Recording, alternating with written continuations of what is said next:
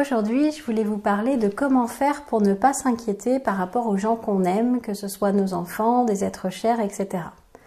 Donc je viens de vivre quelque chose qui l'illustre très bien, donc je vais vous en parler.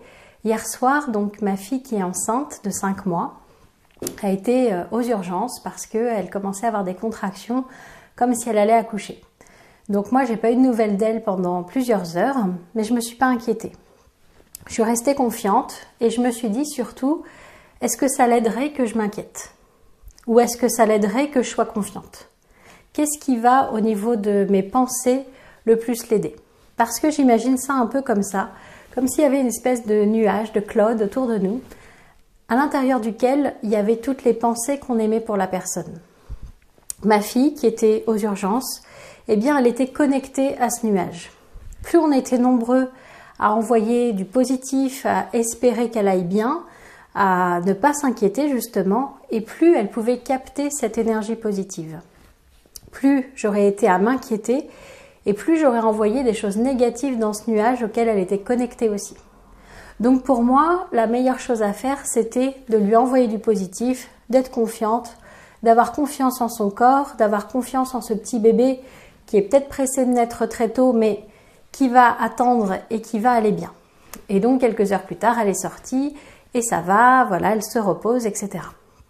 Donc tout ça pour vous dire que on a le choix de s'inquiéter ou d'envoyer des pensées positives. Et puis moi, il y a quelque chose qui m'a beaucoup marqué quand j'étais jeune. J'étais au scout. Et au scout, il y a un de mes camarades qui s'est étouffé avec une pomme de terre. Il était tout bleu, il était en train de mourir, et là il y a une infirmière qui est arrivée et qui a réussi à lui enlever cette pomme de terre. Il a survécu. Quelques jours plus tard, il s'est tué dans un accident de voiture. Eh bien, je me suis dit ce jour-là que c'était son heure tout simplement, que oui, l'infirmière était venue et qu'elle l'avait sauvé, mais que ça aurait pu ne pas être le cas. Et donc je me suis dit que ça servait à rien de s'inquiéter parce que quand c'est l'heure de quelqu'un, de toute façon, la mort trouvera un moyen de venir le chercher. Un petit peu comme ce film Destination Finale, si on échappe à la mort d'une certaine manière, si c'était vraiment notre heure, de toute façon, on ne pourra pas l'empêcher. Donc ça m'a enlevé cette peur par rapport à mes propres enfants. Je me suis toujours dit, de toute façon, si c'est leur heure, je ne pourrai pas l'empêcher.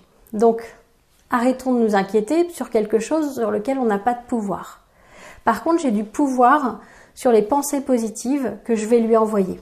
Par exemple, quand les filles commençaient à sortir en boîte, etc., la première peur d'un parent, c'est de se dire accident de voiture à cause du taux d'alcoolémie des copains ou des gens qui vont croiser, etc. Et plus on va s'inquiéter et plus on va envoyer une énergie négative. Plus on va être confiant. J'ai confiance en ma fille, j'ai confiance en le fait qu'elle va faire les bons choix, qu'elle va être raisonnable, qu'elle va monter avec des personnes qui n'auront pas bu ce soir-là. Et plus on va être dans cette confiance, et plus en fait on va lui envoyer cette force et cette énergie positive pour qu'elle puisse faire les bons choix. Donc pour moi, m'inquiéter, ça sert à rien, ça sert qu'à empirer la situation. Alors que faire confiance, c'est rajouter dans ce nuage au-dessus de la tête de la personne qu'on aime toute l'énergie et la confiance nécessaires pour faire les bons choix et pour faire le mieux pour elle. Donc moi, j'ai toujours fait confiance à mes filles.